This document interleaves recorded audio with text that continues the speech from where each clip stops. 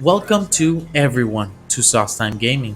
Thank you so much for clicking on today's video. Let's get right into it. Look at the RPD's recoil pattern right now.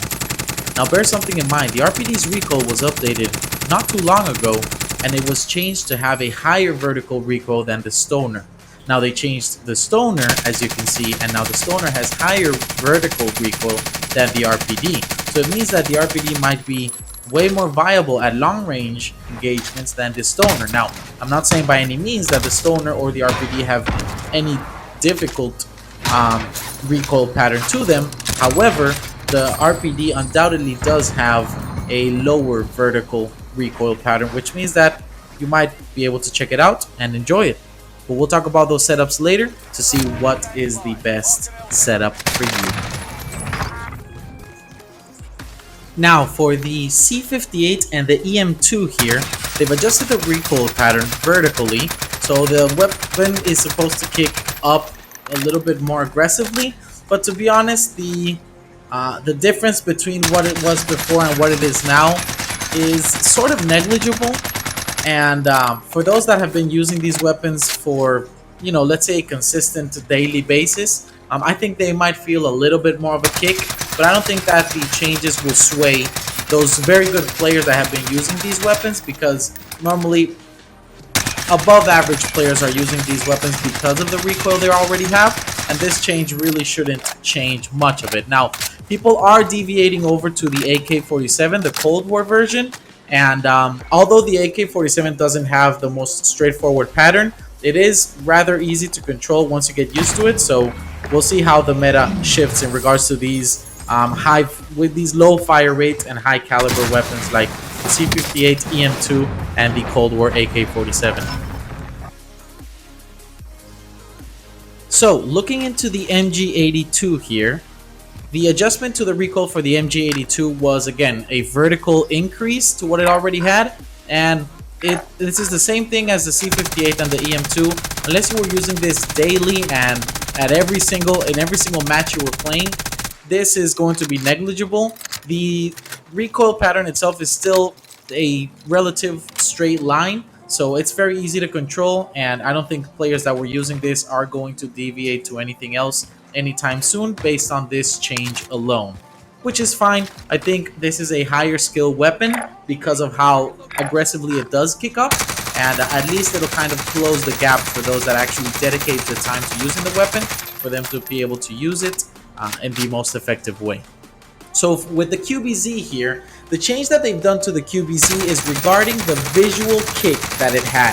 So the QBZ had this sort of 3 to 5 bullet opportunity where the reticle itself would kind of recenter to the first bullet of those 5 that were shot, and it was very weird because it would give you this false sense of recoil adjustment, and then it would kind of throw you off. So the thing that I think is going to happen now is that the QBZ is going to be the new meta, because when the change for the Krig happened, the recoil vertically was set exactly at the distance that the QBZ would kick up to, and players that love the Krig would, I believe, would ultimately start getting adjusted to that recoil, which isn't necessarily hard to control. And based on the change with the QBZ, now it has the same amount of vertical recoil, but in regards to the recoil pattern, as you're seeing here, the QBZ has a negligible left kick as it goes up. In the case of the Krig, it has a left kick and then sort of right and readjust to center. So it's a weird setup, and the QBZ, very objectively has an easier to control recoil. So I think people are going to deviate to that, and we'll look at the setup later on. But QBZ looks like the meta. So let's look at the setups for these weapons now after these nerfs. So in regards to the RPD and the Stoner, the setups for both of these are going to be rather similar. Both of them are going to be using the agency suppressor, or whatever suppressor is best for them, whatever the name is. They're going to be using the final barrel, and unfortunately in the case of the LMGs, if you don't choose the final barrel, then you're just aiming for a different sort of setup rather than a long range. And here we're talking about the long range setup for these weapons, right? You're going to be running the Axial Arms 3X or whatever sight you want, to be honest, and if you want to run a Spetsnaz grip to reduce that vertical, you can do that, but doesn't really kick too aggressively up, and you can spice it up with any mag size or fast mag, and or maybe a stock or a rear grip, whatever you feel makes you more comfortable using the weapon. In the case of the stoner, it's the same thing: agency suppressor, task force barrel. You can use whatever sight you want. In the case of the stoner, they did increase the vertical recoil a little bit more than the RPD, so the field agent grip is likely the way to go. And you can just spice things up with everything else: mag size, fast mag, speed grip, a stock, a laser, who knows, whatever you want to do to make your loadout as saucy as possible. For the MG82, the setup is pretty similar: agency suppressor, task force barrel, whatever sight you want. I would add the field agent grip to reduce as much of that vertical recoil as possible, and then spice it up with whatever you want: a different magazine size, a faster magazine, a rear grip, stock, whatever makes your LMG feel best for you. The setup for the C58 and the EM2: I run the agency suppressor, of course, long range engagements. I run the Ranger barrel. I just prefer the recoil pattern with this barrel, and the bullet velocity is the same, so I'm not really too concerned about effective damage range. I run the foregrip to reduce a little of that side recoil pattern that it does have, because it kicks to the right and then to the left.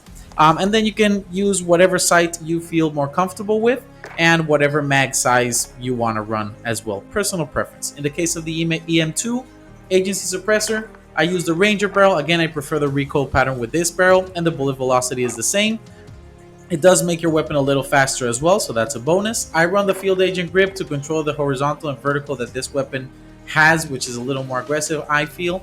And then with the mag size, you can use 50, 40, whatever you prefer. I like to run the default reticle for the weapon, or the default sight. You can change it to a 3x if you want, but if you use the default reticle, I run a serpent wrap to make it a little more a little quicker on that ADS side. So yeah, leave your comments in the comment section below about which one of these setups you prefer for the EM2, because it's a little bit of a wild card with this weapon, and I do enjoy the fact that it is.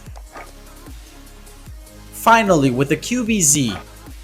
Now the QBZ, again, I think is going to be the new meta because of how easy the recoil pattern is now, and how the visible recoil is accurate with the pattern itself. Now I run the agency suppressor, I run the task force just to have the best bullet velocity and effective damage range to make those shots that I'm landing count. I run the 3x axial arms optic. You can run whatever is personal preference to you. I like the Salvo 60 round fast mag, specifically because the Stanag 60 drum is ugly.